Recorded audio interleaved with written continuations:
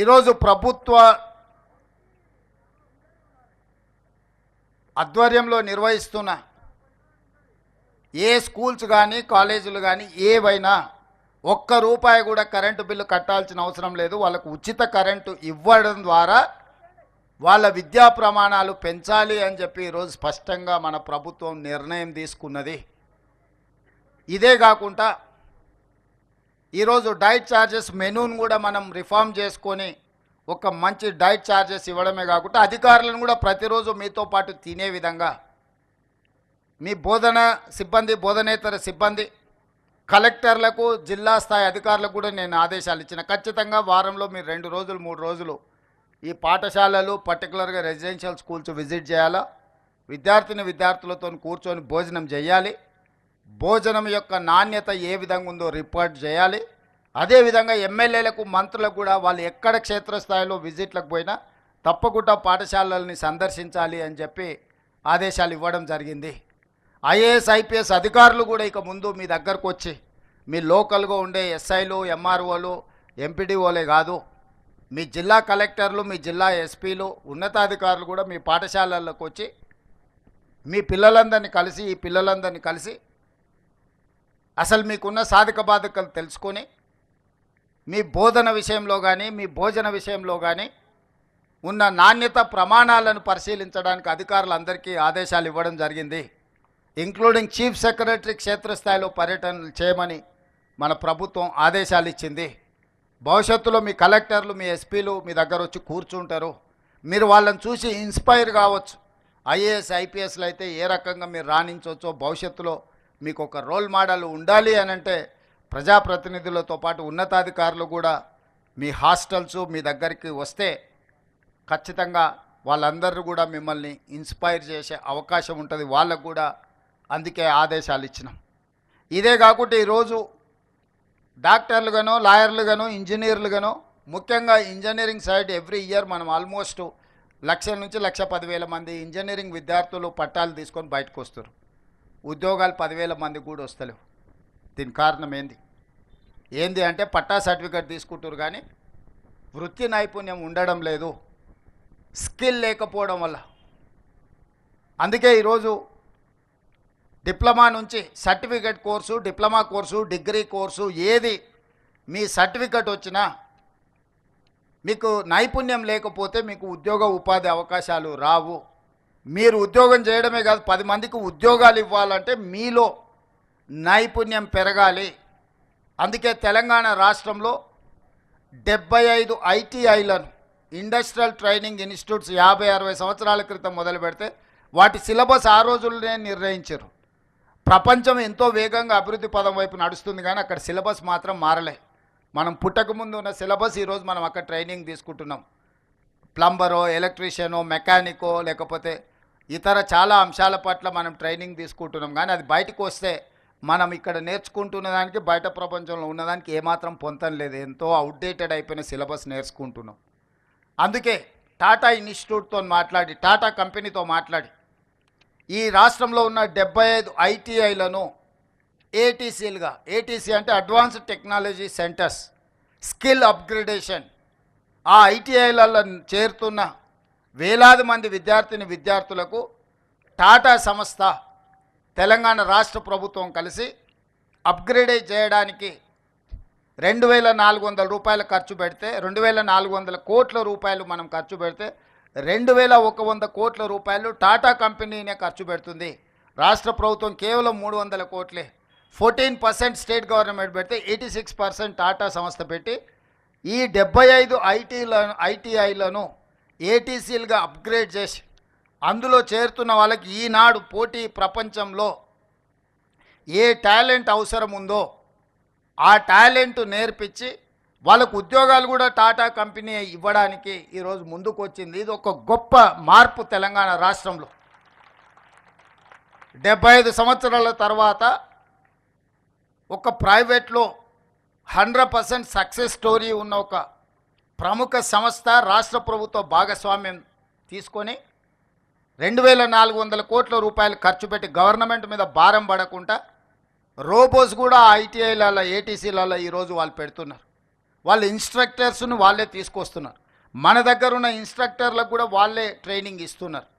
ఈ రకంగా ఈరోజు మనం ఐటీఐలను అప్గ్రేడ్ చేసుకొని వేలాది మంది తెలంగాణ యువతకు వృత్తి నైపుణ్యం నేర్పించి శిక్షణ ఇవ్వడం ద్వారా ఉద్యోగ అవకాశాలు కల్పిస్తున్నాము.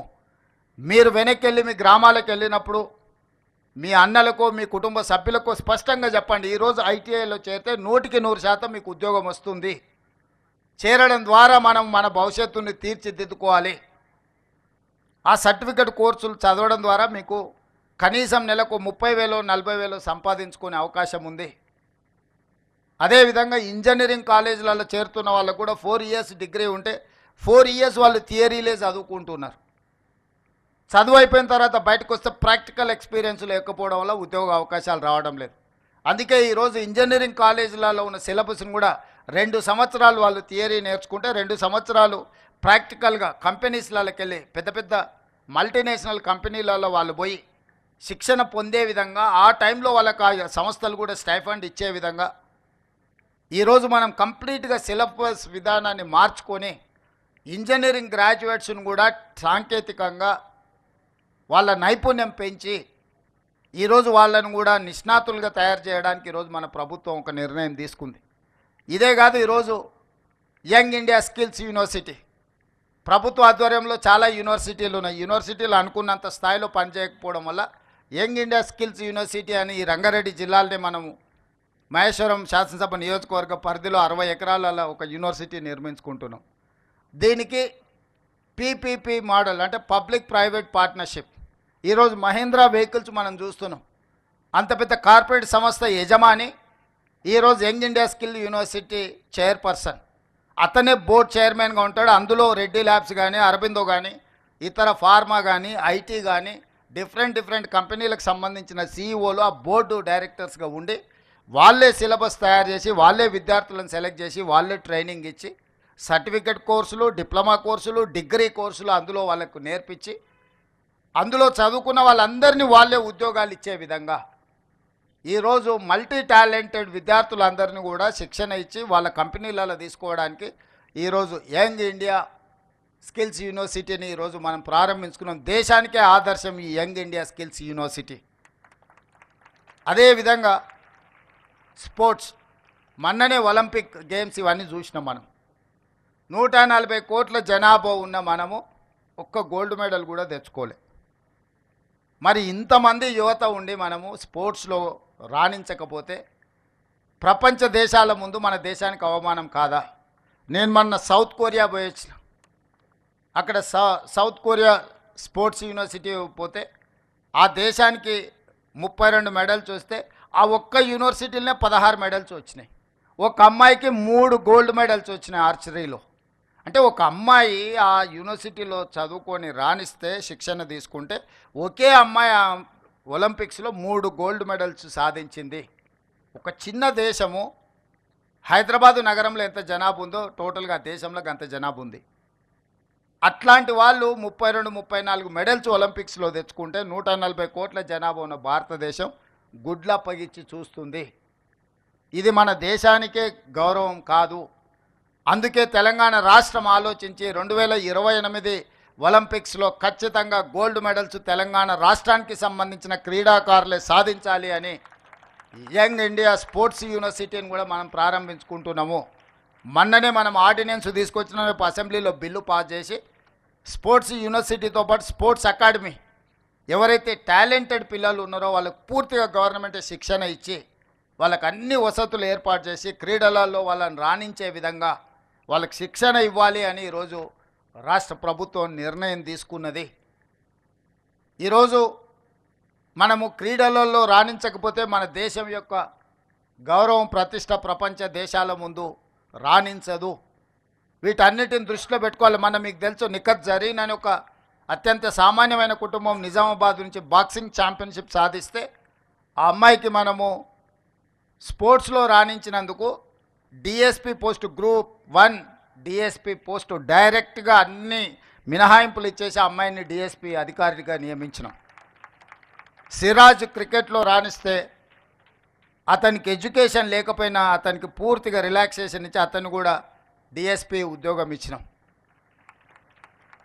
నేను ఎందుకు ఈ విద్యార్థుల ముందు ఇవన్నీ ప్రస్తావిస్తున్నా అంటే చదువుకుంటేనే ఉద్యోగం వస్తుంది, చదువుకుంటేనే మన లైఫ్కి ఒక భద్రత ఉంటుందని కాదు. మీరు క్రీడలలో రాణించిన డెఫినెట్గా ప్రభుత్వ ఉద్యోగాలే కాదు, ప్రపంచంలో ఎన్నో అవకాశాలు ఎదురు చూస్తున్నాయి మన కోసము. క్రీడలలో రాణించండి, మల్టీ టాలెంటెడ్. ఇంతకుముందు అక్కడ పిల్లలు మరి వాళ్ళు ట్రైనింగ్ ఎవరు ఇచ్చినో అద్భుతంగా మృదంగ వాద్యం కానీ, లేకపోతే ఇక్కడ నందకిషోర్ అబ్బాయి పాడిన విధానం కానీ, ఇవన్నీ మీలో ఉన్న దాగిన మట్టిలో మాణిక్యాలు. మీరు వీటిని మీలో ఉన్న ఎక్స్ట్రా టాలెంట్ ఏది ఉందో టీచర్స్ కానీ ఇక్కడ ఉండే సిబ్బంది కానీ నా సూచన, ఎక్స్ట్రా టాలెంటెడ్ స్టూడెంట్స్ని పికప్ చేయండి. అది స్పోర్ట్స్ కావచ్చు, గేమ్స్ కావచ్చు, అదర్వైజ్ అదర్ టాలెంట్స్ ఏవైనా ఉంటే వాళ్ళని గుర్తించండి, వాళ్ళకి శిక్షణ ఇప్పిద్దాము. వాళ్ళు భవిష్యత్తులో బాగా రాణించే విధంగా ప్రభుత్వం వాళ్ళకి అన్ని రకాల వసతులు మనం ఏర్పాటు చేద్దాము. మల్టీ టాలెంటెడ్ ఎడ్యుకేషనల్ హబ్గా మన వెల్ఫేర్ స్కూల్స్ని, కాలేజీలని, వెల్ఫేర్ హాస్టల్స్ని తీర్చిదిద్దాలి. అదేవిధంగా మా యాదయ్య గారు రోడ్ల గురించి కలిసినప్పుడల్లా ఖచ్చితంగా చేవెళ్ళ నియోజకవర్గానికి సంబంధించి అభివృద్ధి గురించి అడుగుతూనే ఉంటాడు. అదేవిధంగా ప్రిన్సిపాల్ గారు కూడా ఇక్కడ టాయిలెట్స్ విషయంలో కానీ, క్లాస్ రూమ్స్ కానీ, అదేవిధంగా స్టేడియం గురించి వీటన్నిటి గురించి అడిగినరు. తప్పకుండా ఇక్కడ శ్రీధర్ అధికారిగా ఉన్నారు, వారికి సూచన చేస్తున్నా ఈ Chilkur residential social welfare residential స్కూల్స్కి ఏ ఒక్కటి కూడా తక్కువ ఉండడానికి వీల్లేదు. ఎనీ అదర్ కార్పొరేట్ స్కూల్తోని మనం కాంపిటీట్ చేయాలి. దీనికి కావాల్సిన అన్ని అంశాలను 360 degrees మీరు పరిశీలించి అన్ని ప్రతిపాదనలు తీసుకొని రండి. మనం తక్షణమే వీళ్ళకు మంజూరు చేద్దాము. ఒక మంచి వాతావరణం, ఒక గుడ్ అట్మాస్ఫియర్. 1987లో మొదలైన ఈ స్కూల్ని ఇప్పుడు మనం అప్గ్రేడ్ చేసుకోవాల్సిన అవసరం ఉన్నది. ఈరోజు ప్రపంచంతో పోటీ పడే విధంగా ఎలాంటి మౌలిక వసతులు ఉండాలనో దానికి సంబంధించి అన్ని రకాల ప్రతిపాదనలు తీసుకురండి. ఈరోజు ఇవే కాదు, SC, ST, BC, minority schools ఏవైతే ఉన్నాయో చాలా వరకు మంజూరైనా కానీ ఎవ్వరికీ ఎలాంటి వసతులు లేవు.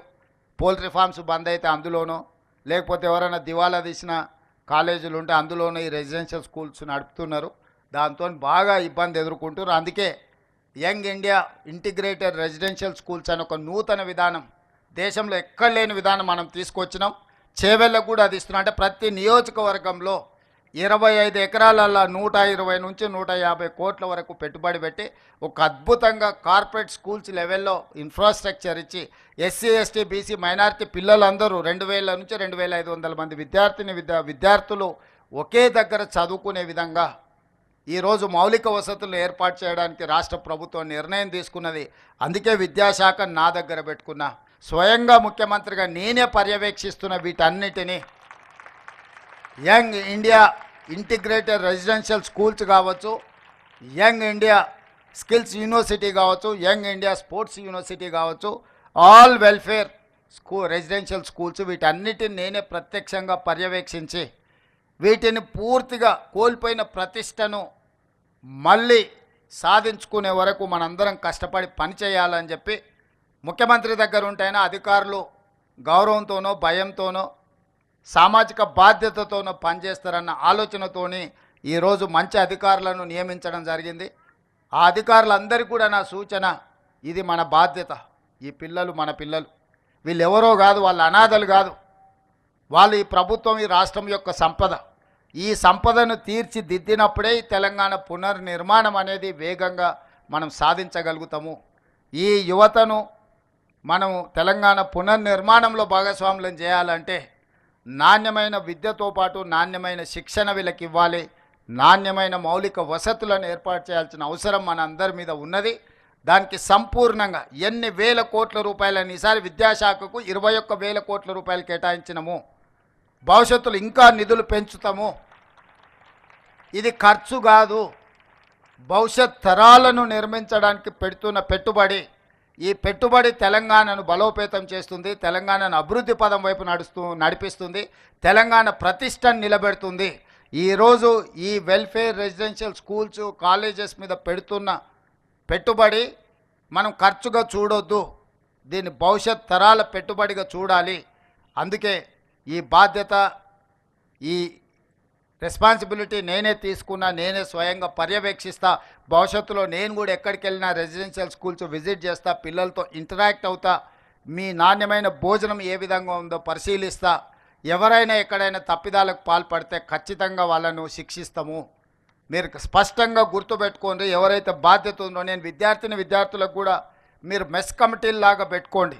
నేను అధికారులకు కూడా సూచన చేస్తున్నా.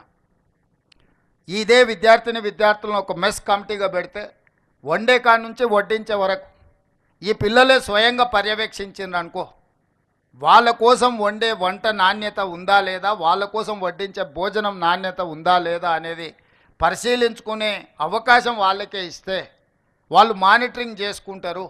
ఎక్కడైనా తప్పిదం జరిగితే వాళ్ళే సరిదిద్దుకునే అవకాశం ఉంటుంది. కాబట్టి ఆల్ రెసిడెన్షియల్ స్కూల్స్లో నేను అధికారులకు సూచన చేస్తున్నా, మెస్ మేనేజ్మెంట్ కమిటీలను విద్యార్థుల నుంచి ఒక కమిటీని ఫామ్ చేసి వాళ్ళ నుంచే కొంతమందిని వంట వండే కాడ నుంచి పరిశీలించడానికి పెట్టుకుంటే వాళ్ళే సూపర్వైజ్ చేసుకుంటారు. వాళ్ళకు కూడా ఒక అవగాహన పెరుగుతుంది. వాళ్ళకి మనం ఎంత ఛార్జెస్ ఇస్తున్నాం, ఎంత ఖర్చు పెడుతున్నాం, ఎంతమంది విద్యార్థులు ఉన్నారు, ఏమైనా లెక్కలు తప్పు రాస్తున్నామా, లేకపోతే వాళ్ళకి మనం ఇస్తున్న నిధులు సరిపోతున్నాయా లేదా వాళ్ళే అంచనా వేసుకుంటే వాళ్ళు స్పష్టంగా ఒక మంచి కార్యక్రమాన్ని తీసుకోవడానికి అవకాశం ఉంటుంది. మెస్ మేనేజ్మెంట్ కమిటీలలో కూడా ఈ పిల్లల్నే భాగస్వాములను చేసి ఆ కమిటీలుగా వేయాల్సిందిగా అధికారులకు ఆదేశాలు ఇస్తూ, మీ అందరికీ మరొక్కసారి ఇప్పటివరకు ఇక్కడ మీ నైపుణ్యాన్ని ప్రదర్శించిన విద్యార్థులకు, అదేవిధంగా నిఫ్ట్లో కానీ లేకపోతే ఇతర డాక్టర్స్గా మీ ఇతర IIT IITలో సెలెక్ట్ అయిన విద్యార్థులకు అందరికీ శుభాకాంక్షలు తెలియజేస్తూ మీ అందరి దగ్గర సెలవు తీసుకుంటున్నా. ధన్యవాదాలు మిత్రులారా.